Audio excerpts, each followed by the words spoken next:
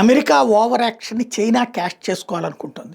America అర్జెంటుగా నువ్వు Russia నుండి ఆయిల్ కొనొద్దని మన మీద, చైనా మీద ఒత్తిడి చేస్తే చైనా ఎట్లాగూ పట్టించుకోదని తెలుసు వాళ్ళకి. ఎందుకంటే రెండవ ఆర్థిక వ్యవస్థ ఉందని. మనం నాలుగవ ఆర్థిక వ్యవస్థకున్నాం, 3కి వచ్చేస్తున్నాం, 3 దాకా చేరిపోబోతున్నాం. ఆ చేరిపోయే లోపు మనల్ని కంట్రోల్ చేయడానికి ఎత్తుగడ వేస్తుంది అమెరికా. అందులో భాగంగా ఆయిల్ కొనొద్దు, కొంటే మేము శాంక్షన్స్ 500% ఒక పక్కన, నాటోతో శాంక్షన్స్, ఆల్రెడీ మనకు సంబంధించినటువంటి ఒక రిఫైనరీ మీద EU శాంక్షన్స్, ఇవన్నీ చూస్తున్నాం. ఇదే సందర్భంలో చైనా ఏం చేస్తుంది? భారత్, రష్యా, చైనా ట్రయాంగులర్, మనం ముగ్గురం కూర్చుందాం, మన ముగ్గురం ఒక కూటమిగా ఉందాం, అప్పుడు ప్రపంచపు ఓవర్ యాక్షన్ కంట్రోల్ చేయొచ్చు అన్నటువంటి కోణంలో నుంచి బహిరంగ ప్రకటనలు ఇవ్వడం ప్రారంభించింది.